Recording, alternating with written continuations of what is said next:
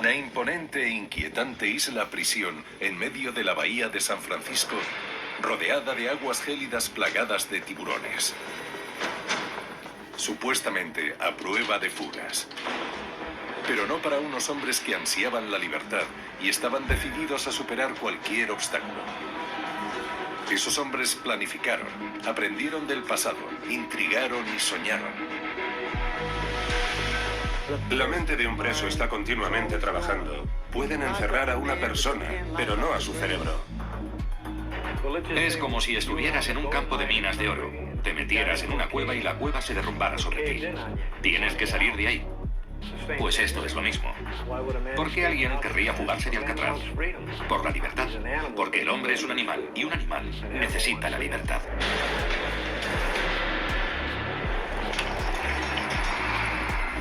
...1962 fue el año de la mayor fuga de la historia de Alcatraz. 4 hombres con años de experiencia en fugarse de prisiones de todo el país llevan semanas trabajando en un plan, montando las herramientas y planeando una fuga que a la larga causará el cierre de la legendaria prisión. Forman un equipo estrella de maestros del escapismo. El ladrón de bancos Frank Morris, de 35 años, sureño de origen humilde. Creció en hogares de acogida. Su primera condena fue a la edad de 13 años. Antes de los 20 ya había sido acusado de todo, desde posesión de drogas hasta robo a mano armada. Sus numerosos delitos le llevaron a cumplir penas de cárcel en Kirkland. Y como a la mayoría de los internos de Alcatraz, sus múltiples intentos de fuga le aseguraron una plaza en la roca. En su historial penitenciario figuraba su nivel de inteligencia. Tenía un cociente intelectual estimado de 133. Está considerado el preso más inteligente de Alcatraz. Frank era callado, era inteligente y tenía la firme determinación de salir. Su ingenio fue decisivo, más que cualquier otra cosa, para que lograran sacar adelante el plan. La historiadora y escritora Jolene Babiak es la hija de Arthur Dorison, antiguo alcaide de la prisión. De niña vivió en Alcatraz. Su padre estaba al frente de la prisión el día de la gran fuga. Morris fue abandonado con unos 6 meses de edad y hasta los 13 años pasó por 10 casas de acogida diferentes. De los 13 a los 35 estuvo en la cárcel casi todo el tiempo, excepto unos 2 años, así que era un preso institucionalizado. Era muy brillante, con menos de 1,70 m de alto y 60 kilos. Se le atribuía un intelecto superior. Jugaba con las cartas cerca del pecho, muy callado. Un preso me dijo una vez que era parte de la pared. Estaba ahí, pero no podías verlo. Los ladrones de bancos John y Clarence Sacklin, hermanos de 30 y 31 años, eran hijos de un agricultor migrante de Georgia que tenía 14 hijos, 7 hijas y 7 hijos. Su gran golpe fue en un banco de Alabama.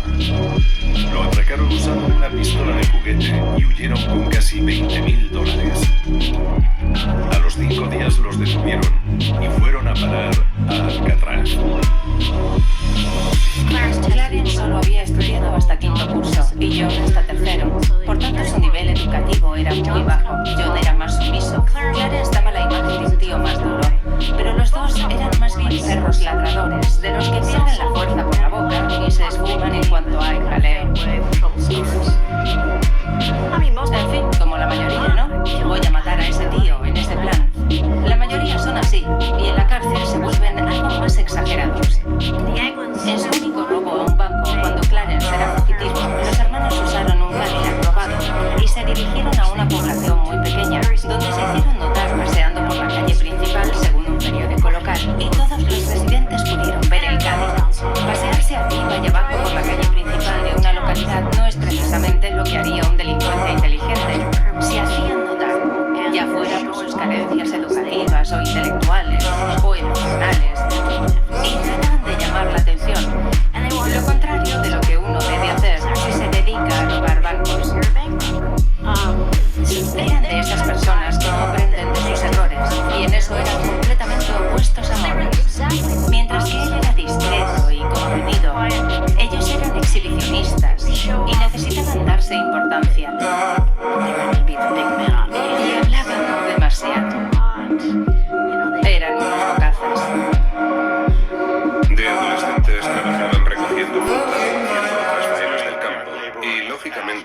querían cosas mejores de las que uno podía conseguir con ese sueldo. Así que empezaron a robar y así conseguir el dinero que necesitaban para pagarse sus caprichos. Y Allen Clayton West, de 30 años. Tenía estudios hasta 8º curso y era fontanero de profesión. Detenido una veintena de veces, había sido enviado a Alcatraz después de una fuga. En su expediente carcelario constaba que su cociente intelectual era de solo 98. Pero sus compañeros reclusos pensaban que era muy inteligente y que su gran destreza para jugar al ajedrez era buena prueba de ello. Era un tipo muy intimidante. Su padre era veterano de la Primera Guerra Mundial. Había perdido una pierna en la guerra y era alcohólico, y es probable que también tuviera un síndrome de estrés postraumático.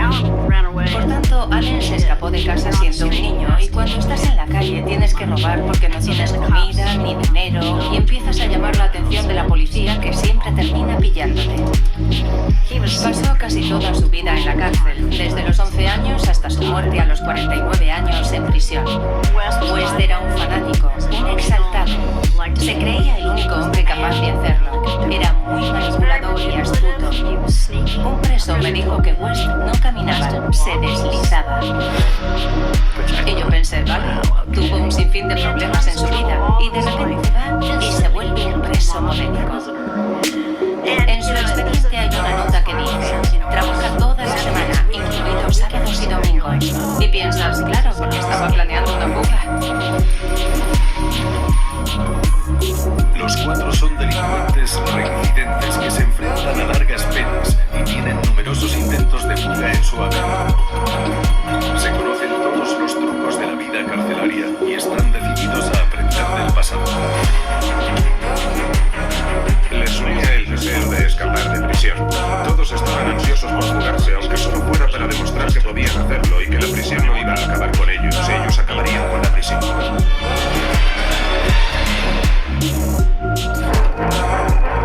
Alcatraz, la prisión a prueba de fugas, la imponente roca en la bahía de San Francisco. 1934. El director del FBI, J. Edgar Hoover, y el Departamento de Justicia inauguran la mayor prisión de máxima seguridad estadounidense en la isla de Alcatraz. Es la última parada para los más malos, lo peor de lo peor. La primera supercárcel de los Estados Unidos de América.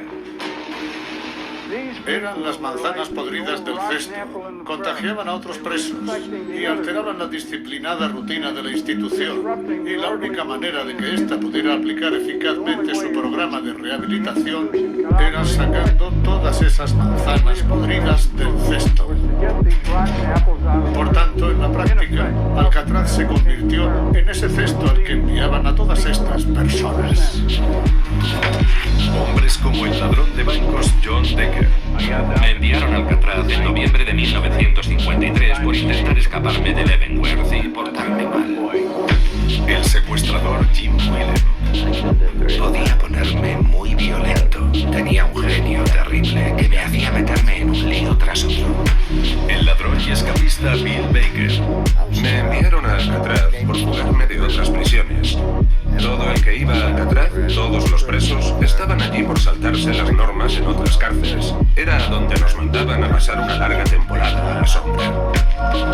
Y el asesino Lucky Junior. Sabían que yo había matado y que volvería a matar en prisión. Decían que era imposible fugarse de Alcatraz. Pero en sus 29 años de historia se documentaron 14 intentos de fuga protagonizados por 36 presos. Todos tenían que enfrentarse a los mismos obstáculos y sus intentos pasaban a engrosar el conocimiento institucional de cómo lograrlo y las terribles consecuencias de fracasar en el intento. Esa era tu mayor ilusión en la vida, lo que te mantenía cuerdo. De los 200 internos de la prisión siempre había como mínimo entre 50 y 80 que estaban maquinando algún plan para escaparle a Alcatraz. Cuando estaba en Alcatraz pensaba mucho en fugarme. Así funcionaba mi mente, como la de tantos otros presidiarios. Quería escapar a toda costa, pero no era un suicidio.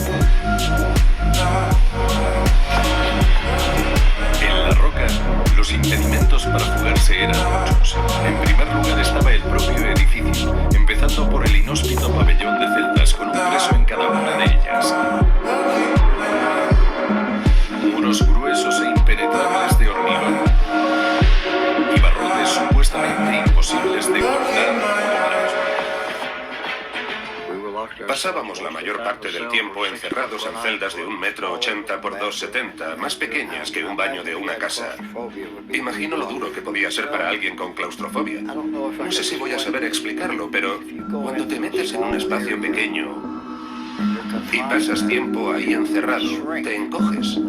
El aura de tu cuerpo, o como se quiera definir, se llame como se llame, se contrae hasta el tamaño de la celda y con el paso del tiempo termina afectándote mucho. Seguramente es lo más terrible de cumplir condena. ¿Cómo te encoges? La mayoría de las celdas van montadas sobre estructuras internas independientes divididas en niveles denominadas bloques. Entre ellas discurren pasillos con nombres como Avenida Michigan, Broadway y Park Avenue. El bloque A no está operativo y se destina a almacenaje. En los bloques B y C se alojan internos con ciertos privilegios. Están autorizados a usar el patio de recreo y a salir de su celda para trabajar en algunas zonas como el edificio de la lavandería. En el bloque D se alojan internos que carecen por completo de privilegios. Definido como régimen de segregación, aquí los presos permanecen encerrados las 24 horas. Además, en el bloque D está el colmo del castigo en Alcatraz, el lugar de reclusión en régimen de aislamiento, lo que se conoce como el agujero. El ladrón y secuestrador Tim Williams tenía 23 años cuando llegó a Alcatraz. En una ocasión estuvo 19 días seguidos en aislamiento, cuando un interno se chivó de su plan de fuga. Había un juego aquí. Nada más entrar me arrancaba un botón del mono. Cerraba los ojos, daba unas cuantas vueltas y me ponía a buscarlo. A veces tardaba una eternidad en encontrarlo. Pero sabía que estaba ahí seguro. No se podía haber perdido. Y lo hacía una vez y otra y otra, hasta que ya no podía más.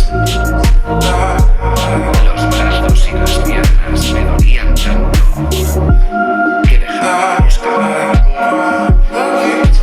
Sigo sin encontrar el botón,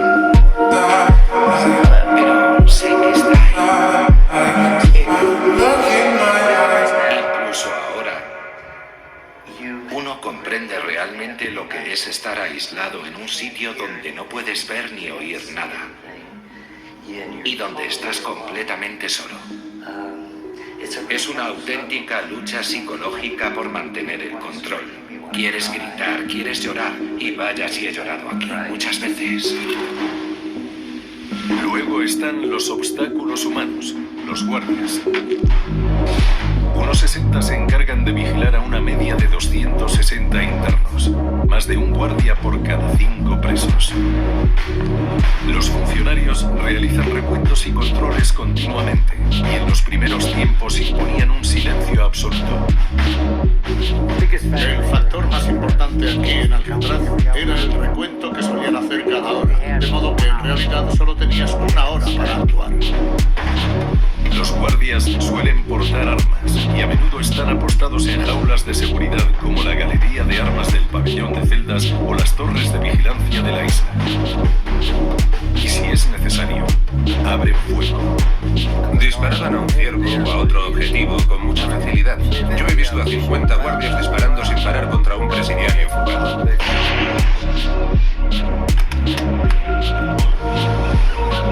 Pero el mayor impedimento para la fuga es lo que rodea la isla.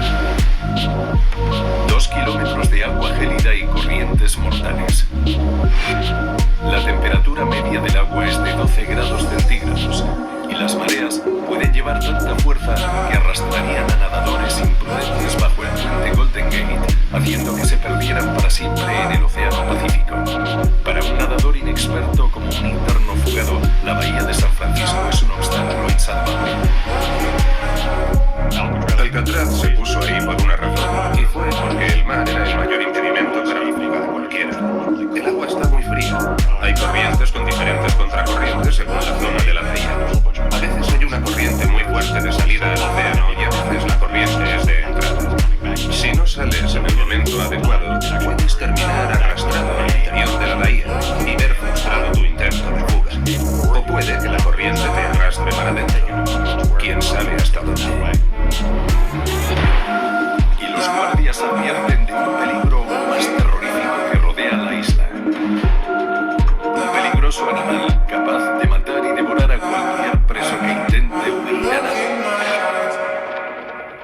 Desde el primer día en que entrabas aquí, empezabas a oír de boca de los presos y los guardias que las aguas que rodeaban Alcatraz estaban plagadas de tiburones y que aunque lograras huir, estos te comerían. Y todos nos lo creíamos. Era un arma psicológica perfecta que tenían las autoridades de la prisión. Los internos, sobre todo los que venían del Medio Oeste, casi no conocían el mar, y menos los tiburones. Así que cuando se enteraban de que había tiburones blancos rodeando la isla, se aterrorizaban. Y ese terror surtía el efecto que los guardias no conseguían. Hacía que se quedaran en la isla. Esos tiburones eran, en cierto modo, extensiones de los guardias. Fomentábamos la creencia de que había tiburones en la bahía, y claro que había, pero no se comían a las personas. Aunque en más de una ocasión vi un tiburón blanco dando vueltas por la zona. Atravesaba la compuerta y luego volvía a salir, y alguna vez los internos señalaban al agua gritando: ¡Guardia, mire allí, una aleta sobresaliendo del agua! Todo preso que planeara una fuga tendría que superar cada uno de esos obstáculos. Con los años aprenderían de cada intento, se irían acercando y algunos creen que incluso terminarían lográndolo. Pero al principio y periódicamente a lo largo de la historia de la prisión, los reclusos hicieron intentos de fuga que solo eran actos de desesperación y locura. Piensas que no podrás aguantarlo. Te ves en una prisión así, sin nada, sin ninguna ilusión. Y la monotonía nocturna es terrible, es mortal. Aquello no era vivir, ni siquiera era existir. Para mí era como si se hubiera parado el tiempo. Estaba muerto, nada tenía sentido. Hasta el punto de que incluso dejaba de importarte la comida. Eras como un motor. Si le echas combustible sigue funcionando, pero no hay emociones ni sentimientos. Así me sentía a diario. A los 2 años de inaugurarse Alcatraz, un atracador de oficinas de correos llamado Joseph Bowers, de 40 años, protagonizó el primer intento de fuga de la isla. El jefe del servicio médico de la prisión lo describió como un hombre de muy pocas luces, a lo que se sumaba un temperamento horrible.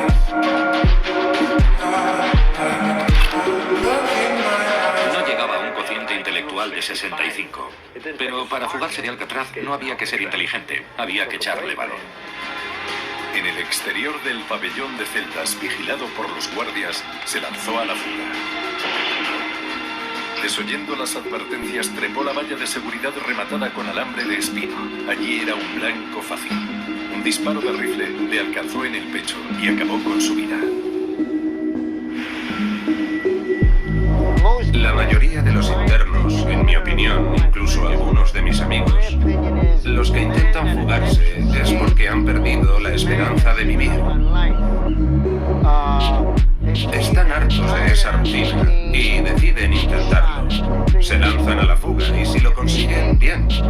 Y si no lo consiguen, no les importa morir. Seguramente fue una forma de suicidio por policía. Bowers era un enfermo mental, sin lugar a dudas. Ni siquiera recordaba bien su infancia. No tenía claro si había crecido en un circo, criado por personas que trabajaban allí, o si era adoptado. Había muchas lagunas en su historia. No se sabía si era austríaco o alemán, o por ejemplo decía que había estado en la Legión Francesa. Estaba perdiendo el juicio y es posible que tuviera sífilis. Bowers era un tipo caótico. Creo que al final estaba un poco trastornado. Se daba de cabezazos contra los barrotes, lanzaba orina al personal del hospital. Vamos, que había perdido completamente el norte.